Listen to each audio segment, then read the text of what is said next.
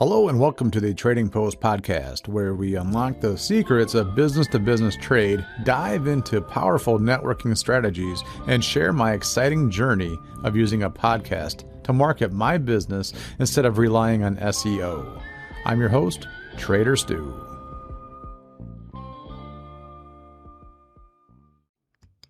Hello everyone and welcome to the Trading Post podcast. I'm your host, Trader Stu. All right, let's get right into it. It's getting really hard to tell if a podcast or a video is real. And over the next few winters, it'll get even harder as AI voice cloning and deepfake tools keep improving. And that's what I want to talk about today. I was watching Prepper News, and he was mentioning about how hard it is for people to tell these AI videos already. So I guess Maduro was captured in Venezuela, of course. You've heard it's all over the news. They're using that to cover something up, I'm sure. Anyway, a lot of the celebrations that they showed are fake. They were never even, that was all AI video, right? So, and everyone thought, of course they were real, until someone was like, oh, nope, they spotted the issue and whatever. So, anyway, the thing with podcasting, it's even harder to tell because with a voice, it's so easy to clone. So you mean, for example, listening to Arnold Schwarzenegger hosts a new podcast, he's cracking jokes and sharing stories, and the whole thing's 100% fake, I found out. There's no Arnold in the studio, no mic, and it's just coding. And today, as we head into another Michigan winter, talking about what's real and what's synthetic and why this deepfake season is actually the perfect time to hit the reset button on your life and on your business. I guess I got to find out how fake it is. Either it's fake or it's real. But with the Arnold Schwarzenegger thing, how I was just told that it's fake, and I believe it is. I don't know. So, right now there's AI tools that can clone a voice from just a few minutes of audio and make it say almost anything in that person's style. That's how people are spinning up the Arnold podcast and prank clips that sound just like him without ever stepping in front of a microphone. There's already deepfake videos and sketches where creators map Arnold's face and pair it with our impression of cloned voices, and many viewers can't tell where the real stops and the synthetic starts. The same tech can turn any business owner, politician, or celebrity into a puppet, and if we're not paying attention. And there's a politician that said that he was assassinated, and I guess he had to get in front of everybody and say, I've not assassinated him, I'm alive, I'm doing well, because everyone thought that video was real. So, how do we prove it's really us? Security companies are scrambling to build deepfake detectors that analyze audio and video for tiny little digital footprints, so you can tell if the voice you're hearing is AI generated. And, but the problem is that even the best tools only give a probability score of, I guess, a percentage of how real or fake it is. But of course, it's no guarantee. Some experts are talking about using the body as proof. So unique rhythms in your pulse, tiny movements in your face, micro gestures in your hands that are extremely hard for the AI to mimic consistently.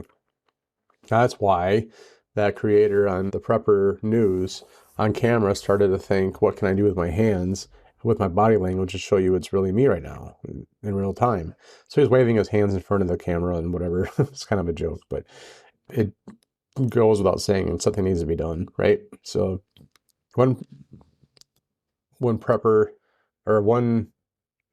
the authenticity drills on camera is what it's called. So if you think about it, winter's nature's hard reset. Just go into that too, The leaves are gone, the noise drops, and all you're left with is what's sturdy enough to survive the cold. For business, winter can be the reason you strip away all the fake growth, the vanity metrics, the shallow marketing, and you ask, what's the real revenue?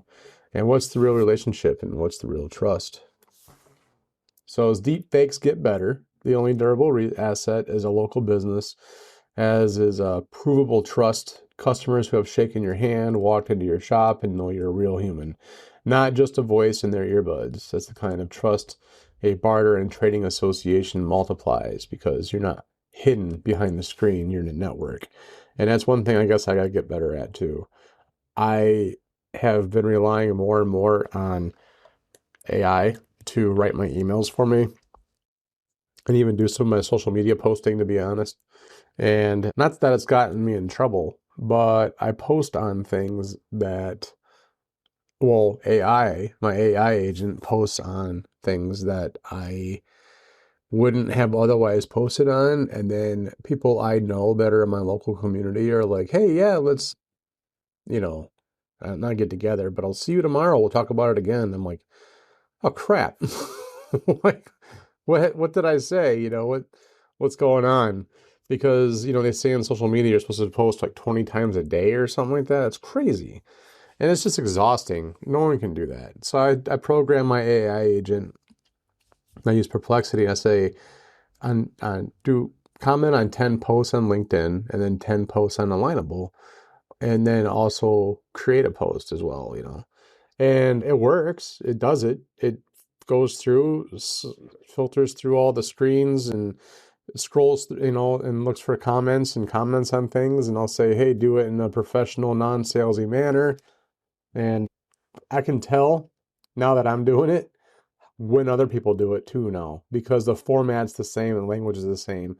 The spacing, the way it does the paragraphs, the wording, where it puts punctuations. I've now, because I've used it, I'm kind of now the expert, right? And it's funny how that works, but the user becomes the expert in a lot of ways. And just my keys rattling around here. I had to get something. So yeah, I guess that's a upside of it. And it makes sense because you get so in depth with something, it's easier. It's kind of like how they say the trainer or the person who teaches learns the best. So if you don't know a subject, they'll put you in charge of maybe teaching it, and you become the resident expert because you just inadvertently become a subject matter expert at it because you put your mindset's different. Anyway, so I think I'm gonna stop doing that though.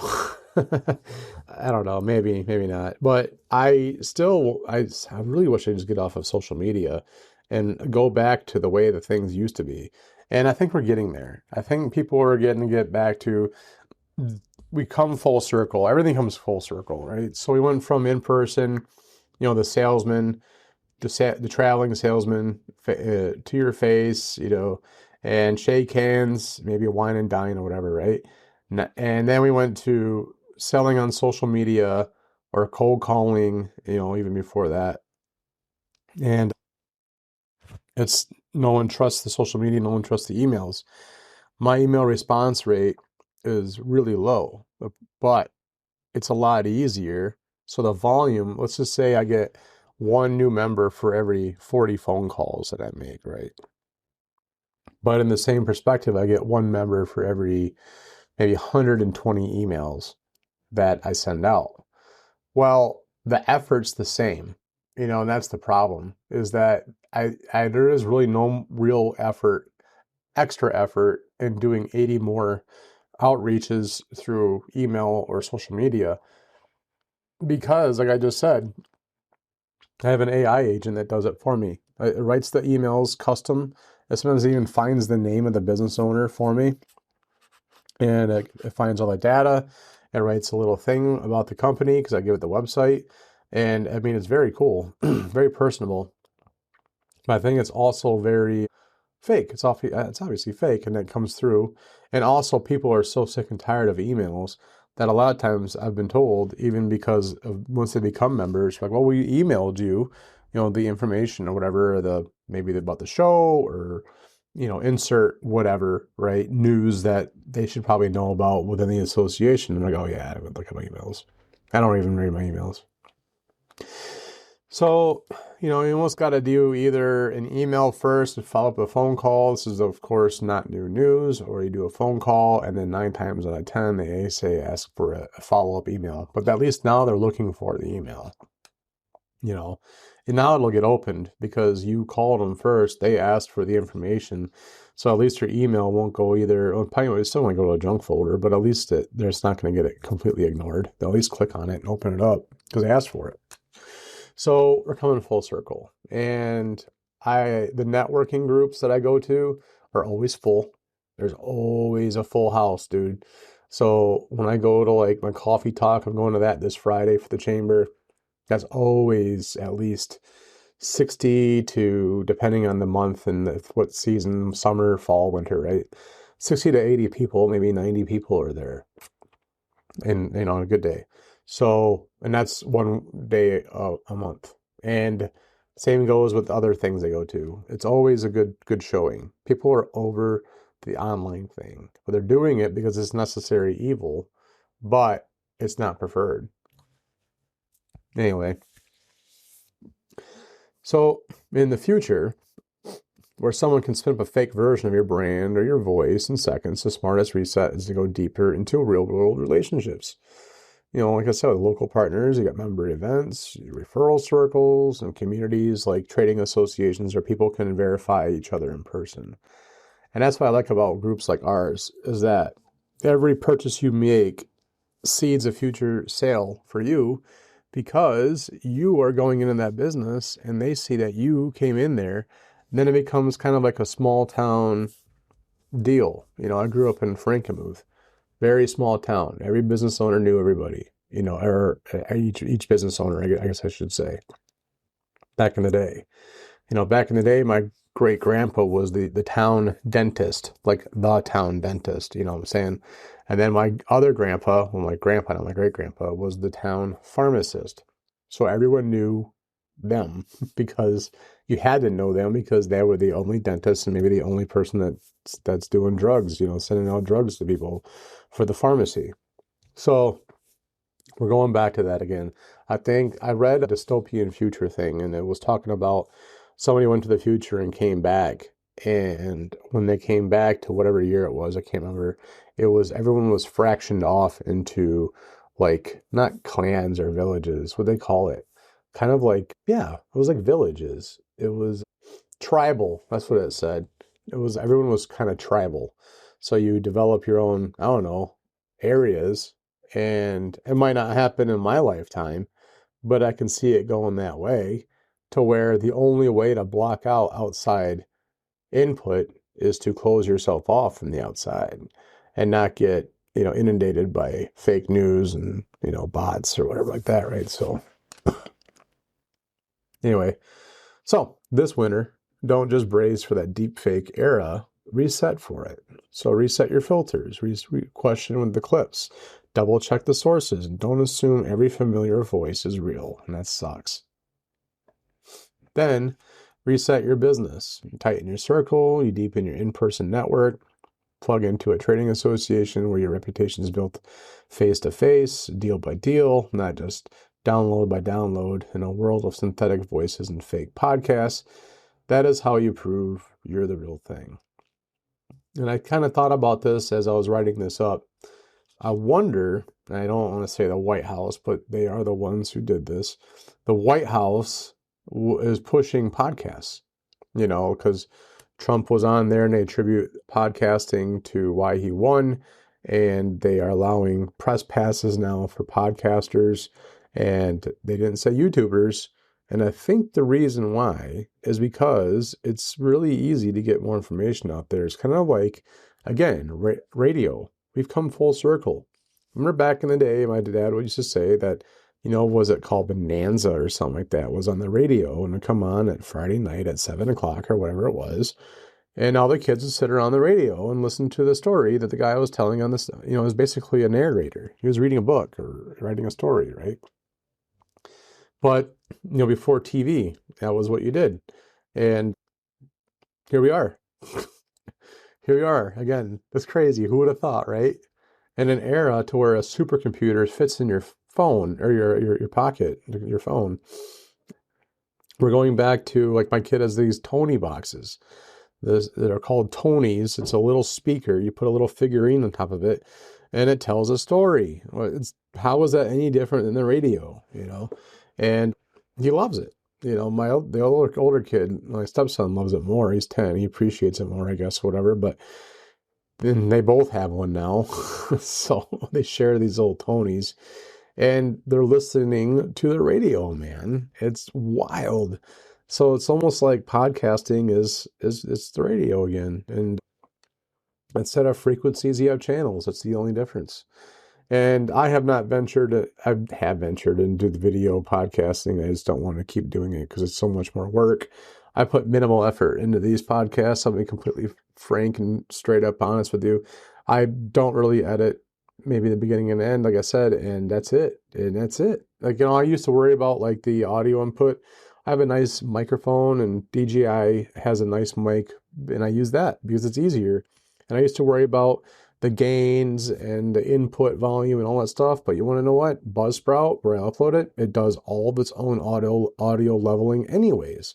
Now, maybe it matters that I can't hear it matters, but maybe it matters. And I don't know. I don't care. Like it doesn't, it's good enough, right? And, you know, and I used to think like, oh, this is an entry level mic, but you know what? A lot of these YouTubers that I see making money, they are use these little DJI or Rhodes microphones, whether or not, I don't know if they're real or not. Like, you know what I'm saying? I don't know if they're just using it and they just have it on for like, just show, you know, for optics. Like, look at me, I'm sponsored by DJI or whatever, right? So I'm gonna wear the microphone. But really they have like fancy studio with microphones overhead that I don't know about or whatever. And you know, it's off the camera. But again, I really don't think so either. In fact, you know what? I remember that. You know what? I was watching that Prepper News and his microphone was touching his shirt and it was scuffing. So I guess he really is using his microphone. I thought about that now. I just thought it was for show because it sounds too good. It does. I mean, you can't tell that it's like a $300 microphone. I have the same thing. Anyway, I have digressed. So that's it. All right. Whatever you do out there, be good or be good at it. Bye.